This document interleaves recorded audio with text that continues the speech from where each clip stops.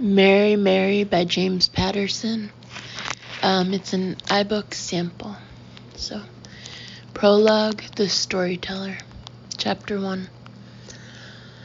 Act 1, Scene 1, the storyteller thought to himself, and couldn't hold back a dizzying rush of anticipation. The truth was that ordinary people committed perfect crimes and perfect murders all the time. But you didn't hear about it for the simple reason that the killers never got caught, and neither would he, of course. That was a given in the story he was about to tell. Which didn't mean that today wasn't nerve-wracking. Actually, this was the most intense moment in the past couple of insane years for him. He was ready to kill somebody, a complete stranger, and he had figured out that New York City was the right place for his first. It almost happened just outside a basement restroom in Bloomingdale's, but he didn't feel right about the location. Too crowded, even at 10:30 in the morning. Too noisy, and yet not noisy enough to provide the proper distraction. Plus, he didn't like the idea of trying to escape out onto the unfamiliar territory of Lexington Avenue, or especially down into the claustrophobic IRT subway tunnels. When it felt right, he'd know it and act accordingly. So the storyteller moved on and decided to catch a flick at the Sutton Theater on East 57th Street, a funky, rundown place that had obviously seen better days. Maybe this was a good place for a murder. He liked the irony, even if he was the only one who got it. Yes, maybe this was going to work out great, he thought as he sat in one of the two small auditoriums inside. He began to watch Kill Bill Volume 2 with 7 other Tarantino aficionados. Which one of these unsuspecting people would be his victim? You there? The storyteller spun the tale inside his head. There were 2 loudmouths in identical New York Yankees baseball caps, worn backwards, of course. The irritating morons didn't shut up once through the interminable ads and trailers. They both deserved to die. So did an atrociously dressed elderly couple who didn't talk to each other at all, not once in 15 minutes before the house lights went down. Killing them would be a good deed, almost a public service. A fragile-looking woman, early 40s, seemed to be having the shakes, 2 rows in front of the moldy oldies, bothering no one except him. And then a big black dude with his sneakered feet up on the seat in front of him. Rude, inconsiderate bastard in his old-school Converses that must have been at least size 14s.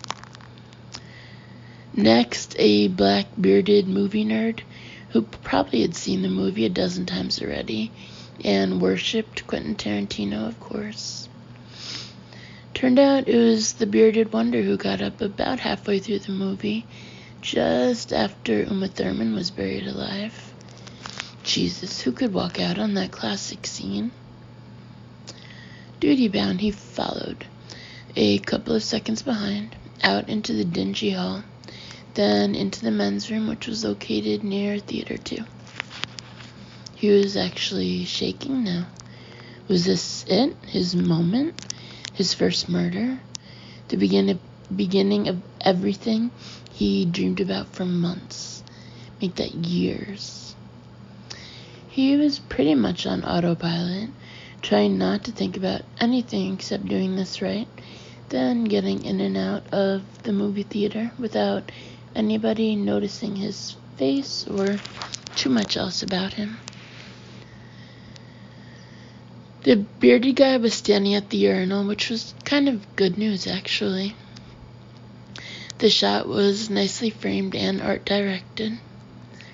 Wrinkled, grungy black t-shirt that said NYU Film School with a Clapsticks logo on the back.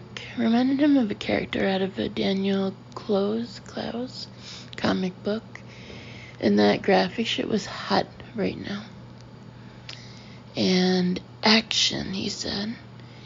Then he shot the poor bearded loser in the back of the head, watched him drop like a heavy sack to the bathroom floor, lie there, nothing moving. The blast roared through his head in the tiled room, louder than he dreamed it would be. "Hey, what happened? Hey!" he heard, and the storyteller whirled around as if there was an audience watching him in the men's room. Two guys from the Sutton Theater crew had entered behind him. They must have been curious about the noise. And how much had they seen? "Heart attack," he said, blurted it out. Tried to sound convincing. "Man just fell over at the urinal. Help me get him up. Poor guy, he's bleeding." No panic, no affect, no second thoughts whatsoever. Everything was pure instinct, right, wrong, or indifferent. He raised his gun and shot both theater workers as they stood wall-eyed and dorky at the door. He shot them again when they were down on the floor, just to be careful, professional. And now he was really shaking, legs like Jello, but trying to walk very calmly out of the men's room. Then out of the Sutton Theater onto 57th, heading east on foot. Everything outside feeling completely unreal and otherworldly. Everything so bright and brassy.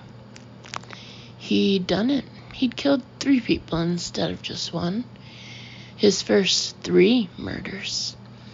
It was just practice, but he'd done it. And you know what? He could do it again.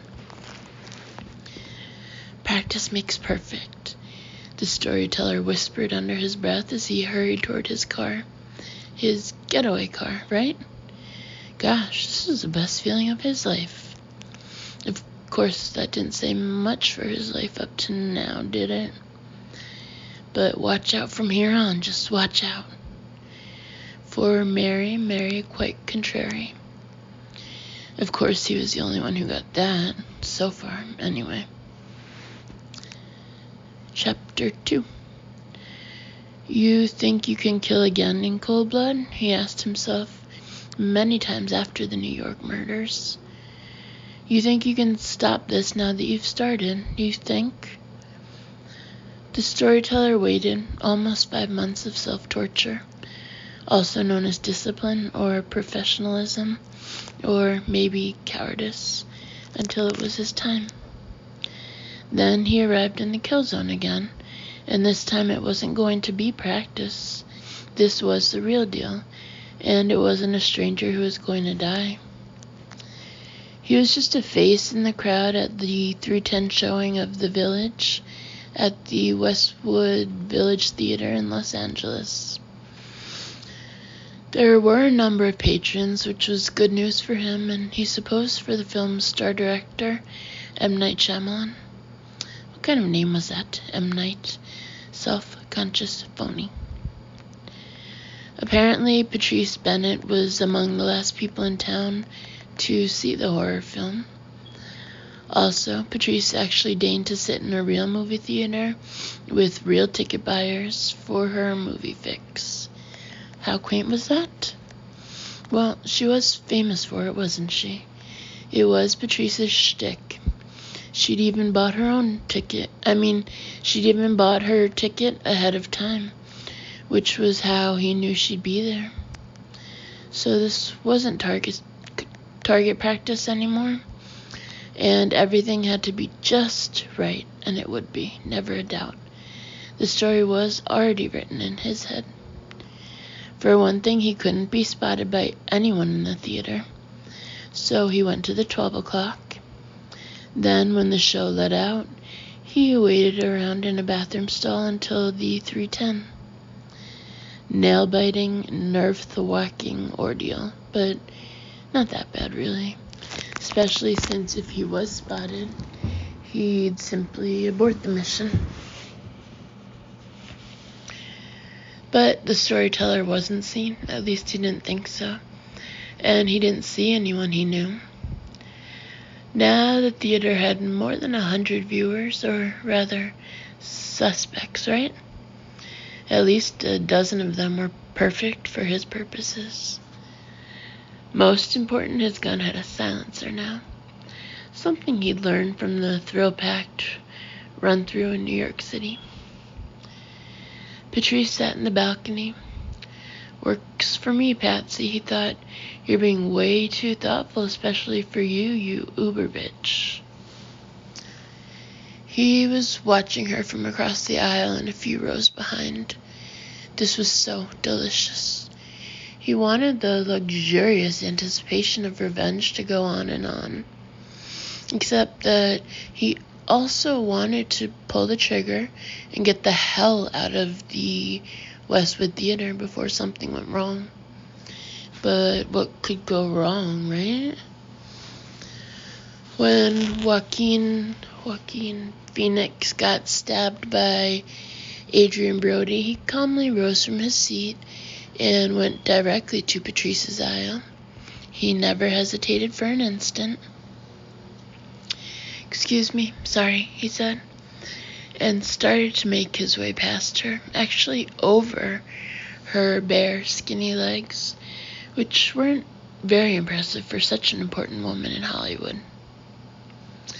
"Jesus Christ, will you watch it?" she complained, which was just like her, so unnecessarily nasty and imperial sounding. "Not exactly who you can expect to see next, not Jesus," he quipped, and wondered if Patrice got his little joke. Probably not. Studio heads didn't get subtlety. He shot her twice, once in the heart and once right between her totally shocked, blown-away eyes. There was no such thing as too dead when it came to this kind of power-mad psycho. Patrice could probably come back at you from the grave, like that reverse trapdoor ending in the original Carrie, Stephen King's first story to reach the silver screen. Then he made his perfect escape. Just like in the movies, hey. The story had begun. Part 1, The Mary Smith Murders. Chapter 3. To a Greiner at LATimes.com from Mary Smith.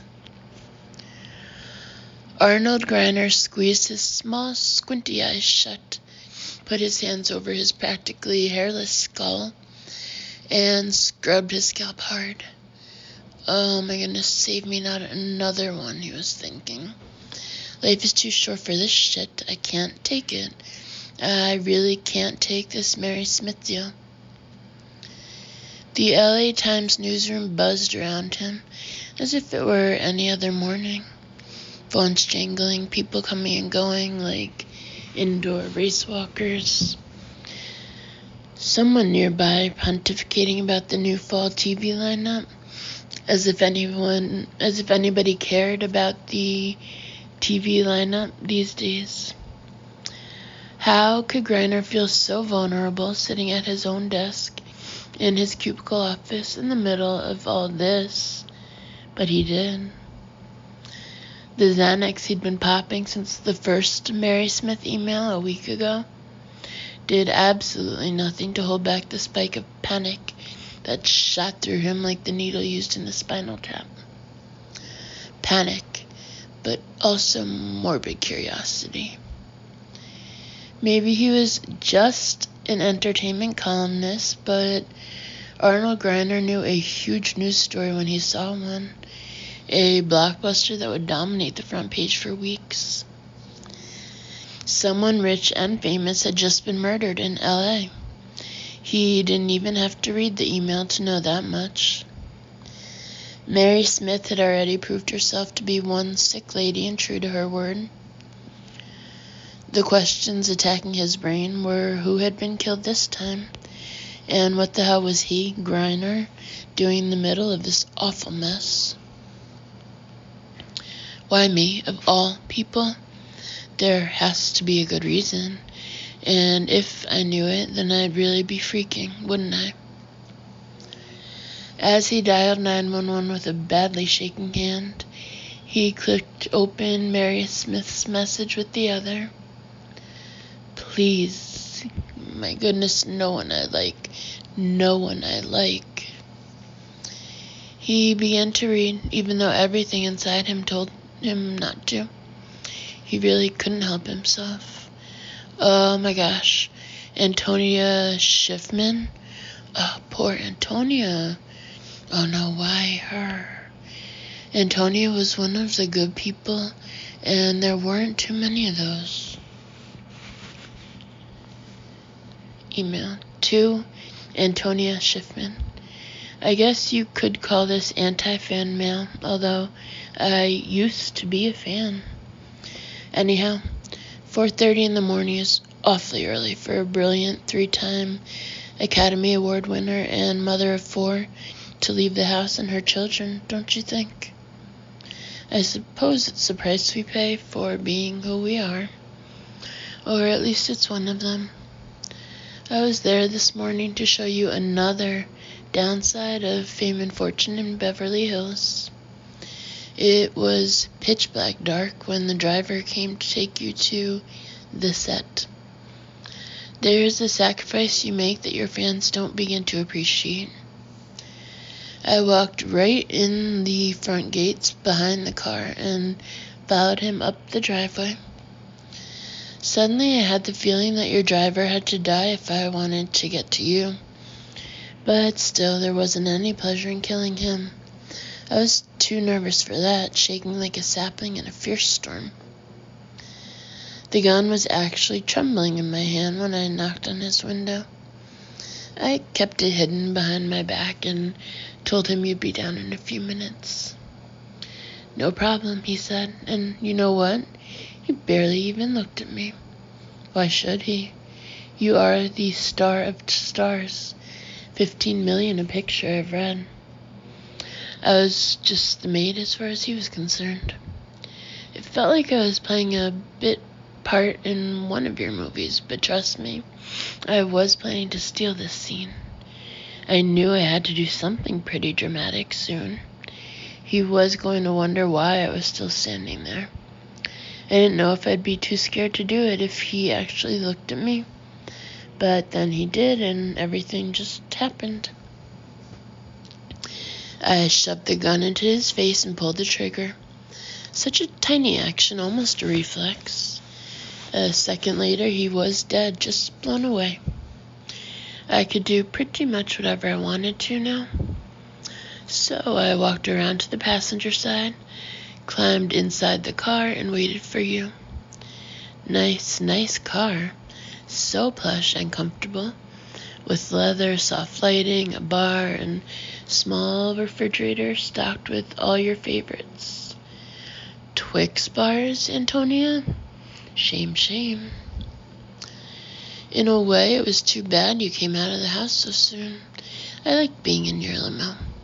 The quiet time, the luxury. In those few minutes, I could see why you would want to be who you are. Or at least who you were. My heart is beating faster just writing this, remembering the moment. You stood outside the car for a second before you opened the door for yourself, dressed down without makeup, yet still breathtaking.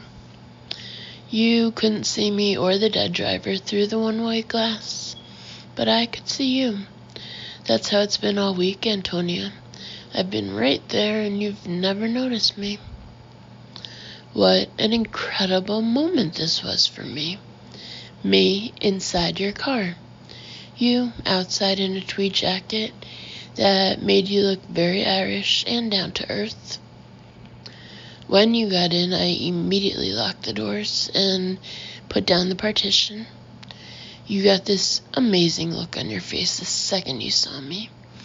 I'd seen that same look before, in your movies when you pretended to be afraid. What you probably didn't realize was that I was just as scared as you were. My whole body was quivering. My teeth were hitting together. That's why I shot you before either of us could say anything. The moment went by way too fast, but I had planned on that. That's what the knife was for. I just hope it isn't your children who find you. I wouldn't want them to see you that way. All they need to know is that Mommy is gone, and she's not coming back. Those poor children, Andy, Tia, Petra, Elizabeth, they're the ones I feel so sorry for. Poor babies without their mommy. Could anything be sadder? I know something that is, but that's my secret, and no one will ever know. Chapter 4. Mary Smith's alarm clock went off at 5:30 a.m., but she was already awake, wide awake, thinking about, of all things, how to make a porcupine costume for her daughter Ashley's school play. What would she possibly use for porcupine needles? It had been quite a late night, but she never seemed to be able to shut off the mental ticker tape that was her to-do list. They needed more peanut butter, Kids Crest, Zyrtec syrup, and one of those little light bulbs for the bathroom nightlight. Brandon had soccer practice at 3, which started at the same time as, and 15 miles away from, Ashley's tap class. Figure that one out. Adam's sniffles could have gone either way in the night, and Mary could not afford another sick day. Speaking of which, she needed to put in for some second shifts at her job. And this was the quiet part of the day. It wasn't long before she was at the stove calling out orders and fielding the usual spate of morning time needs. Brandon, help your sister tie her shoes, please. Brandon, I'm talking to you. Mommy, my socks feel weird. Turn them inside out. Can I take Cleo to school? Can I please? Please, Mommy. Please. Yes, but you'll have to get her out of the dryer. Brendan, what did I ask you to do? Mary expertly flipped a portion of perfectly fluffed scrambled eggs onto each of their plates just as the bread in the 4-slice toaster popped up.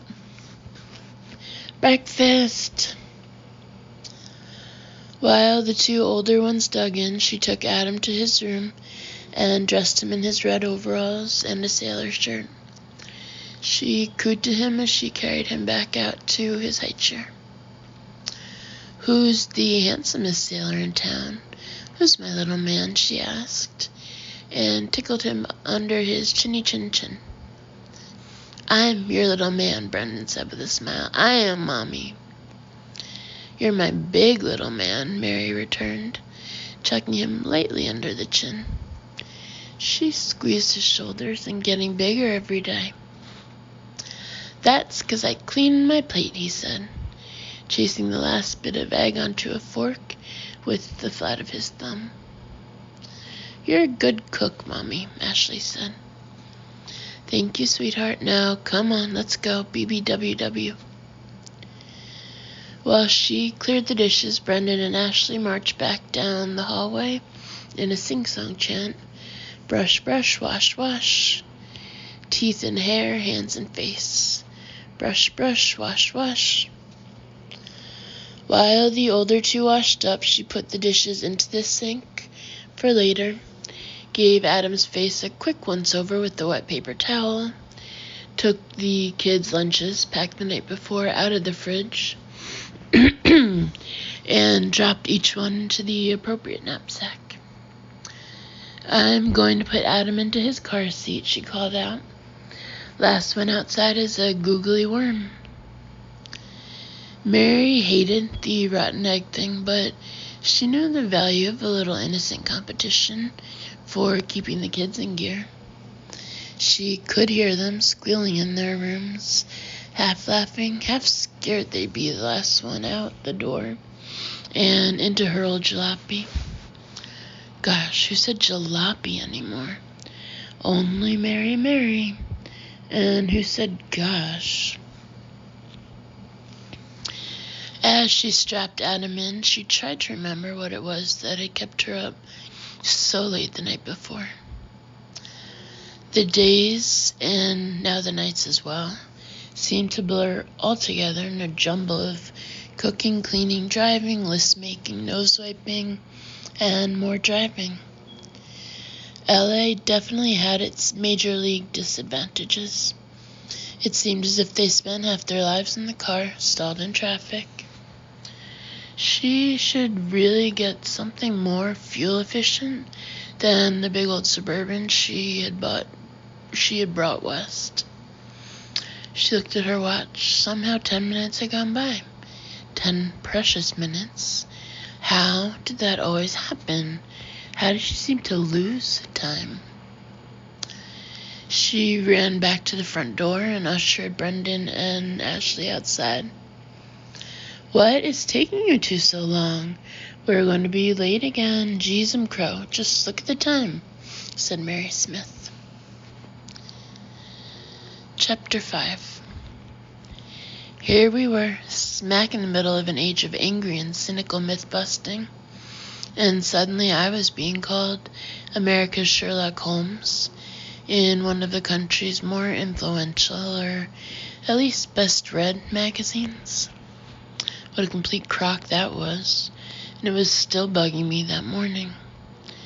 An investigative journalist named James Truscott had decided to follow me around and report on the murder cases I was working on. I'd fooled him, though. I'd gone on vacation with the family. I'm going to Disneyland, I told Truscott, and laughed the last time I'd seen him in D.C.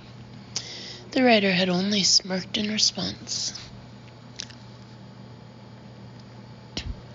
For anyone else, maybe a vacation was an ordinary thing. Happened all the time, twice a year sometimes. For the Cross family, it was a major event, a new beginning. Appropriately, a whole new world was playing in the hotel lobby as we passed through. Come on, you pokes, Johnny urged us as she ran ahead. Damon, newly minted teenager, was somewhat more reserved. He stuck close and held the door for Nana as we passed from air-conditioned comfort out into bright Southern California sunshine. Actually, it was a full-out attack on the senses from the moment we left the hotel.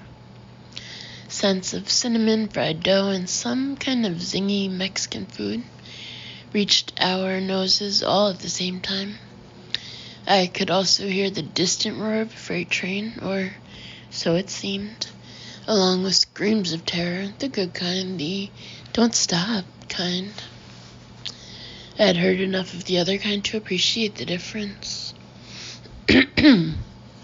Against all odds, I had put in for vacation, been approved, and actually gotten out of town before FBI Director Burns or his people came up with a half-dozen reasons why I couldn't go away at this time. The kids' first choice had been Disney World and Epcot Village in Florida, for my own reasons, and also since it was hurricane season down south. I steered us to Disneyland and their newest park, Disney's California Adventure. California indeed. Nana Mama shaded her eyes from the sun glare. I haven't seen a naturally occurring thing since we arrived here, Alex. Have you? She pursed her lips and pulled down the corners of her mouth. But then she couldn't help laughing, putting herself in stitches. That's Nana. She almost never laughs at other people. She laughs with them. You can't fool me, old woman. You'd just love to see us all together. Anywhere, anyhow, anytime. We could be in Siberia for all you'd care. She brightened. Now, Siberia. That's somewhere I would like to see. A trip on the Trans-Siberian Railroad, the Sayany Mountains, Lake Baikal. It wouldn't kill American children to take a vacation once in a while where they actually learn something about another culture. I rolled my eyes in Damon and Johnny's direction. Once a teacher, always a teacher, Johnny said. Always a teacher, repeated little Alex. He was 3 years old and our own little mynah bird. We got to see him too infrequently, and I was partially amazed by everything he did. His mother had taken him back to Seattle more than a year ago. The painful custody struggles between Christine and me were still dragging on. Nana's voice cut through my thoughts.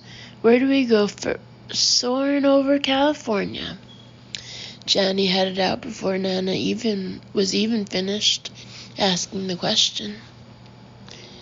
Damon chimed in, okay, but then we're hitting California screaming. Johnny stuck her tongue out convivially at her brother, and he gently hip-checked her in return. It was like Christmas morning for these two. Even the disagreements were mostly in fun. Sounds like a plan, I said, and then we'll hit It's Tough to Be a Bug for your little brother. I scooped up Alex Jr. in my arms and held him close, kissed both of his cheeks. He looked back at me with his peaceable little smile. Life was good again. Chapter 6. That was when I saw James Truscott approaching, all 6'5" of him, with waves of red hair hanging down over the shoulders of a black leather jacket. Somehow, someway, Truscott had gotten his editors in New York to agree to do a continuing series on me, based on my track record for getting involved with high-profile murder cases on a fairly regular basis. Maybe it was because the last one, involving the Russian mafia, had been the worst case of my career, and also very high profile.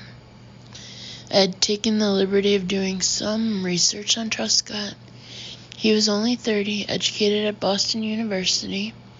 His specialty was true crime, and he'd published 2 nonfiction books on the mafia.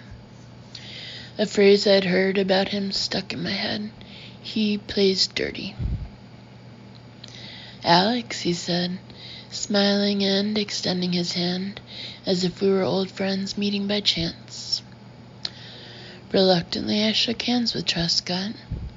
It wasn't that I disliked him or objected to his right to write whatever stories he wanted to, but he had already intruded into my life in ways that I felt were inappropriate, like writing daily emails and arriving at crime scenes and even at our house in D.C. Now, here he was, showing up on our family vacation.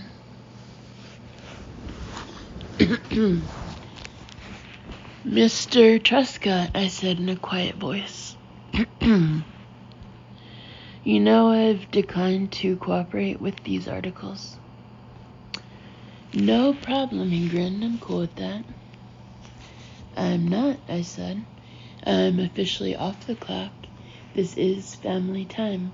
Can you give us some space? We're at Disneyland. Truscott nodded as though he understood completely, but then he said, Your vacation will be interesting to our readers. The calm before the storm kind of thing. This is great. Disneyland is perfect. You have to understand that, right? I don't, Nana said, and stepped toward Truscott. Your right to stick out your arm ends at the other person's nose. You ever hear that wise bit of advice, young man? Well, you should have. You have some kind of nerve being here. Just then, though, I caught something even more disturbing out of the corner of my eye. A movement that didn't fit the circumstances. A woman in black slowly circling to our left. She had a digital camera and was already taking pictures of us, of my family, of Nana confronting Truscott. I shielded the kids as best I could, and then I really lit into James Truscott. "Don't you dare photograph my kids," I said. "Now you and your girlfriend get out of here. Please go." Truscott raised his hands over his head, smiled cockily, and then backed away. "I have rights just like you, Dr. Cross, and she's not my fucking girlfriend. She's a colleague. This is all business. It's a story." "Right," I said. "Well, just get out of here. This little boy is 3 years old. I don't want my family's story in a magazine. Not now, not ever."